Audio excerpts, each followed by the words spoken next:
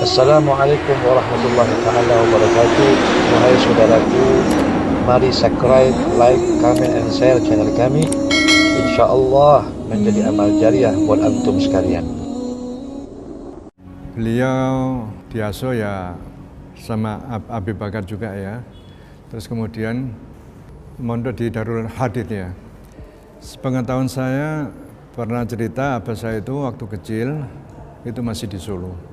Kemudian waktu umur 8 tahun itu dibawa ke Hadramut, dikirim ke Hadramut. Di sana tidak lama, cuma berapa bulan, 8 bulan. Akhirnya yang saya pernah diceritakan bahwa Habib saya ini pernah hilang, entah main kemana gitu. Akhirnya ada yang menemukan orang tua, diketemukan, akhirnya dikembalikan ke tempat semula. Itu cerita singkatnya di Hadramut itu. Setelah pulang sampai di Indonesia, Habib Bakar sempat tanya, kau waktu di Hadramut pernah tidak bisa pulang ya? Terus ada yang nemukan kau. Siapa itu orangnya? Tidak tahu, Pak. Itu abamu, Abu Bakar bin Muhammad. Masya Allah. Habib Syekh hubungan dengan Habib Abu Bakar bin Muhammad As-Sagaf tidak begitu banyak hubungan Habib Syekh dengan Habib Abu Bakar. Karena Habib Bakar ini hidupnya di kota Gresik. Sedangkan Habib Syekh hidup di kota Solo bersama dengan ibundanya, Al-Hubabah Muznah Al-Jufri. Datangnya Habib Syekh ke kota Gresik, kalau beliau ada satu kali waktu datang, salaman sama abahnya, duduk bersama dengan abahnya, bertunduk begitu. Qasidah di depan abahnya, nanti minta barakah nasihat dari abahnya. Abahnya selalu memberikan wasiat nasihat, Allah fil adab wal akhlak. Itu pesannya Habib Syekh. Abah itu hanya satu kali waktu, kalimatnya cuma satu itu aja. Allah fil adab wal akhlak. Allah fil adab wal istiqamah. Allah fil adab al akhlak an-nabawiyah. Hanya itu kalimatnya saya punya abah kalau ketemu sama saya. Dan jarang bertemu dengan ayahnya, kecuali wallah alam mungkin bertemu dengan ayahnya mendapatkan satu siraman, bentuknya adalah hanya pandangan. Karena Habib Bakar itu punya satu komitmen, tarbiyatuna bin nazar. Pendidikan kami hanya dengan penglihatan. Dilihat sama Habib Abu Bakar. Tapi Habib Syekh melihat abahnya dengan ainut ta'zim, wal jalal, wal rahmah. Dia tahu abahnya bukan sembarangan orang. Abahnya khalifah Rasulullah. Khalifahnya Rasulullah SAW. Jadi itulah yang membedakan antara Habib Syekh dengan para pemuda di zaman itu. Beliau memandang para ulama itu tidak dengan sebelah mata. Banyak orang-orang anak muda ketika itu kalau duduk dengan Habib Abu Bakar itu cuma duduk dengan orang tua. Ini mau dibawa kemana kita ini? Tapi Habib Syekh tidak seperti itu. Dan sampai akhirnya Habib Syekh tumbuh menjadi sosok yang harismatik, juga dihormati berbagai kalangan. Yang saat itu beliau tinggal di kota Bangil, Jawa Timur. Sampailah di masa waktu sang ayah wafat, banyak tokoh maupun pecinta sang ayah yang mendorong Habib Syekh untuk menyelenggarakan Haul Habib Abu Bakar As-Sagaf.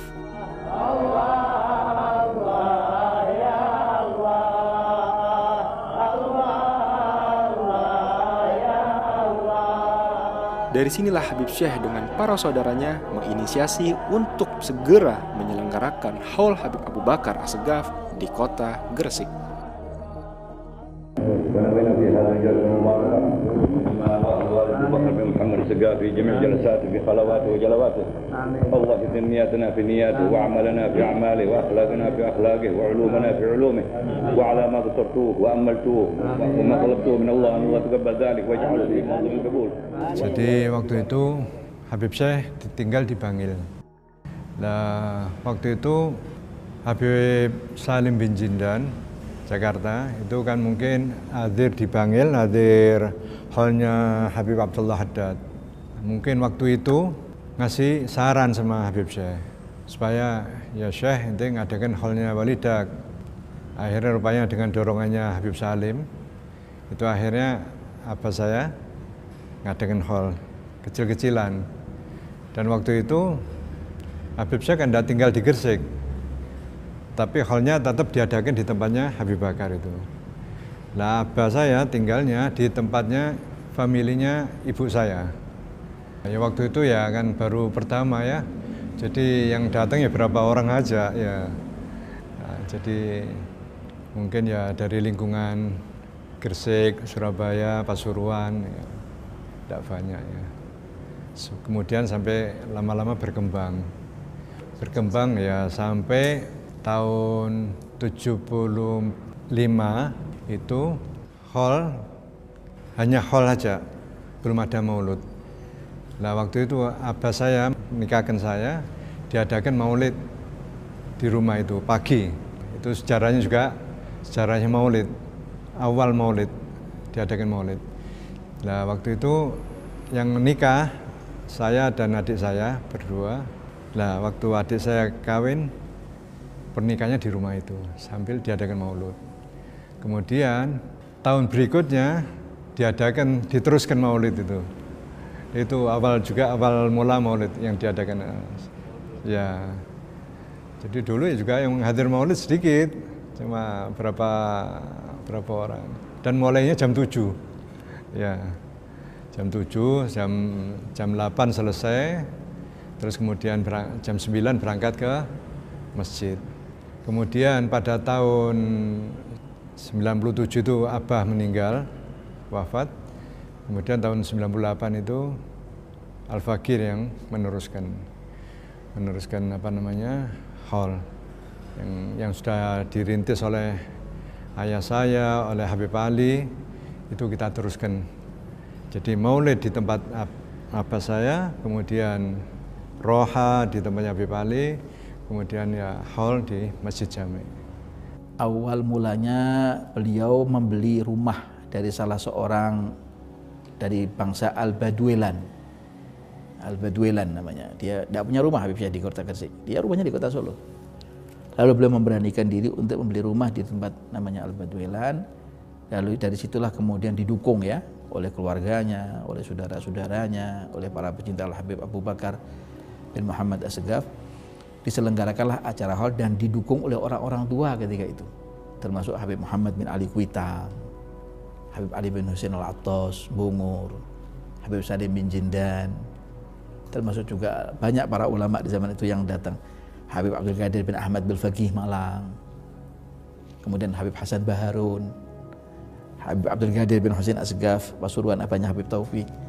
Banyak para ulama di zaman itu yang mendukung terselenggaranya acara hall, jangan sampai tidak diadakan. Orang bisa mengenal Habib Abu Bakar, insya Allah mengenal Rasulullah. Terpanggil Habib Syekh.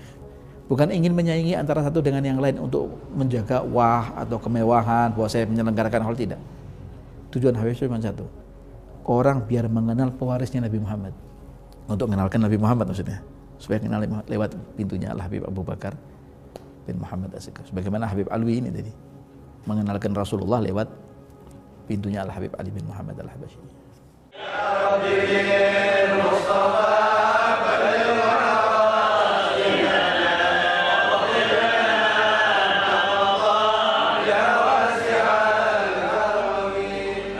Aku pun haru. Sosok Habib Syekh bin Abu Bakar As-Segaf ini mampu memberikan kesan kepada siapa saja. Keakraban dan kasih sayangnya membekas di hati bagi siapa saja yang jumpa dengan beliau.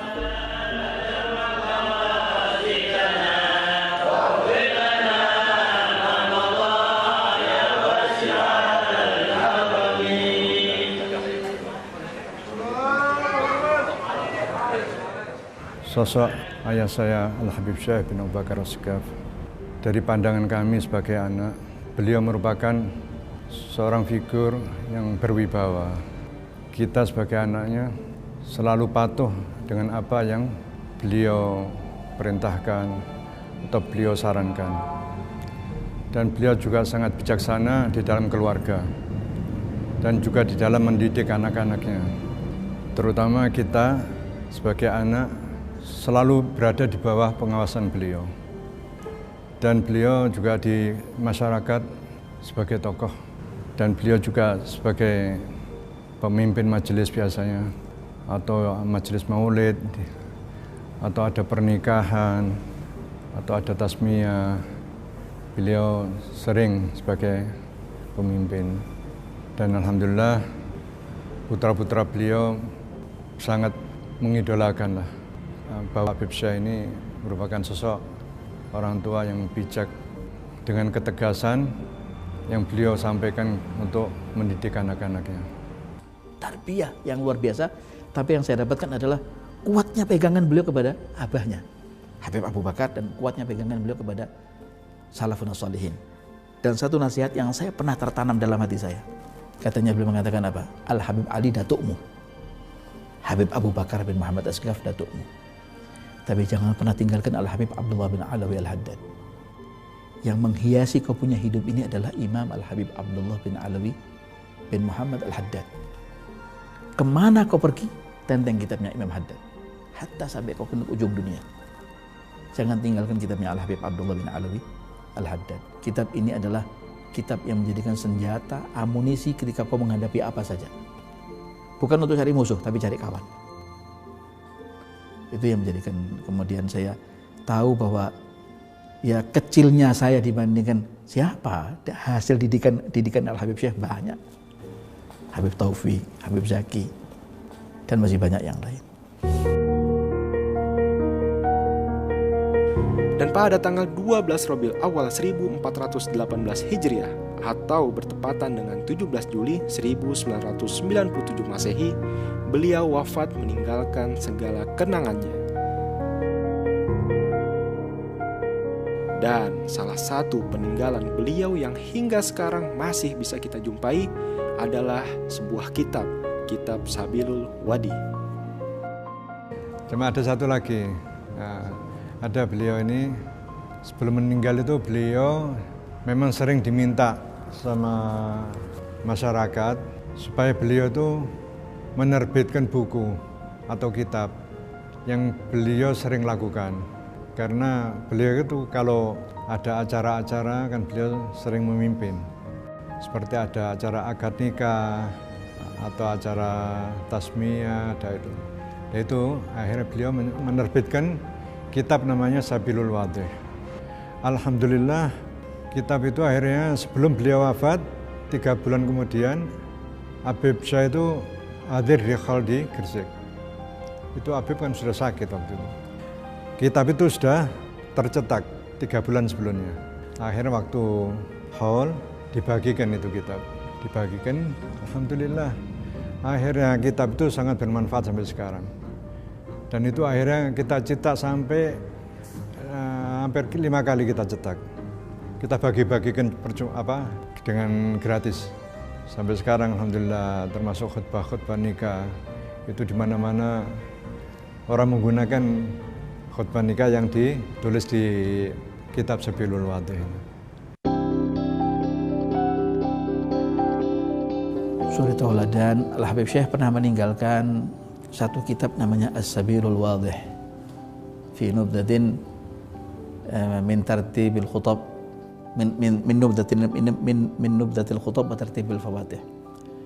Itu berisi tentang potongan-potongan Fatihah ketika orang pindah rumah, mau punya anak, setelah punya anak laki, punya anak perempuan, ketika datang haji, waktu hari raya Idul Fitri, Idul Adha.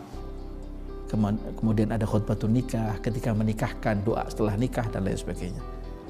Jadi beliau sebelum wafat, memang beliau sakit ya. Agak keras istilahnya itu ya 2 bulan. Itu kemudian sempat berobat di Jakarta dan di Singapura. Sepulang dari Singapura, 2 bulan kemudian itu wafat. Dan wafatnya beliau kebetulan pada tanggal 12 Rabiul Awal. Dan disalatkan di masjid ini pada hari itu. Kaitan hati yang begitu kuat, luar biasa. Sampai saya ke Hadramut, dia pesan di akhir umurnya. Di akhir umurnya dia katakan apa? Bahwa saya akan antarkan kamu sampai ke Hadramut. Sampai ke Tarim. Meninggal beliau. Setelah 2 bulan saya menunggu beliau, belum meninggal. Wafat. Setelah wafat, semangat saya menjadi punah. Tidak ada keinginan saya untuk ke Hadramut sama sekali. Saya bicara dengan abah saya bicara dengan Habib Anis. Tidak ada keinginan untuk berangkat ke Hadramut. Maaf. Kemudian sepeninggal Habib Syekh dikumpulkan oleh Habib Syekh beberapa uang gitu ya. Dikumpulkan beberapa uang dolar begitu. ternyata uang itu sudah diberikan satu wasiat kalau uang ini adalah untuk berangkatnya Alwi ke Hadramut. Nah, saya bilang sama saya punya abah, saya sudah tidak usah ke Hadramut. Insya Allah duduk di kota Solo dan masih banyak di Indonesia banyak ulama ketika itu. Dan banyak para ulama yang datang berkunjung untuk mengucapkan bela sungkawa atas meninggalnya Habib Syekh. Banyak yang kehilangan, termasuk Habib Anis. Menangis Habib Anis, kehilangan sosok figur yang kuat dan berani menyuarakan bahwa jangan ikut tariqah selain tariqah Sadah Ba'alawi dan jangan ikut aqidah selain aqidah Ahlus Sunnah wal Jamaah. Yang lain batil. Hanya beliau yang berani menyuarakan. Habib Anis angkat topi. Kuat orang ini adalah ya Abdullah Jahran, menyembah Allah dengan terang-terangan. La yakhaf laumata laim, tidak pernah takut dengan siapapun. Meninggalnya Habib Syekh itulah yang kemudian membuat saya kemudian akhirnya lemah semangat. Walid, saya punya abah, kemudian tidak, kau tetap harus berangkat. Wasiatnya Habibmu ada. Berangkat, ini sudah sedia uang. Wajib wasiat ini untuk ditunaikan. Berangkatlah saya ke Hadramut, diantar sama saya punya abah dan saya punya paman. Ini mungkin sifatnya adalah bentuknya yang saya dapatkan tahadusan bin ni'mah ketika saya datang di kuburan Al-Habib Abdullah bin Alawi Al-Haddad, di makam Al-Habib Abdullah Al-Haddad. Ketika di hari Jumat ikut ziarah bersama dengan Habib Masyhur, Habib Umar bin Hafid, Habib Masyhur bin Hafid Allahyarham. Ketika saya duduk di makam Imam Al-Habib Abdullah Al-Haddad berdampingan dengan para ulama yang lain di sana dan para santri Darul Mustafa. Sepeninggalnya Al-Habib Masyhur, kemudian Habib Masyhur pulang ke Darul Mustafa bersama dengan rombongan Al-Habib Umar dan para santri yang lain, saya tetap duduk di situ. Dan saya bawa kitab Ad-Da'watut Tamah. Setiap hari Jumat saya baca kitab Ad-Da'watut Tamah karangan Habib Al-Haddad. Khatam kitab Ad-Da'watut Tamah, saya duduk di samping makam Al-Imam Al-Habib Abdullah Haddad, Sahib Ratib. Di samping saya figur Al-Habib Syekh. Mengatakan, Habibmu enggak ingkar janji. Ngantarkan kamu sampai kau Tarim. Terpelanjat saya kaget. Ya antara tidur, antara terjaga, antara saya tidak sadar. Tapi itu saya laporkan kepada Habib Umar. Saya laporkan kepada Habib Abdullah bin Muhammad bin Alawi bin Syahab. Habib Abdullah mengatakan apa? Hada jaddah. Ikut sama kamu sampai kau pulang dari Hadramut. Jangan kau lakukan kemaksiatan ada di Tarim. Sampai datukmu yang ada di Indonesia meninggal, ikut sama kamu. Itu nasihat Habib Abdullah bin Syahab kepada saya. Nah, Habib Umar subhanallah memberikan apresiasi dan khani'an lak. Dapat pandangan dari mereka para salaf kepada kamu yang betul-betul dalam belajar. Jangan tinggalkan pelajaran, jangan tinggalkan gurumu, jangan tinggalkan adab wal akhlak. Sosok figur Al-Habib Syekh buat saya begitu mulia.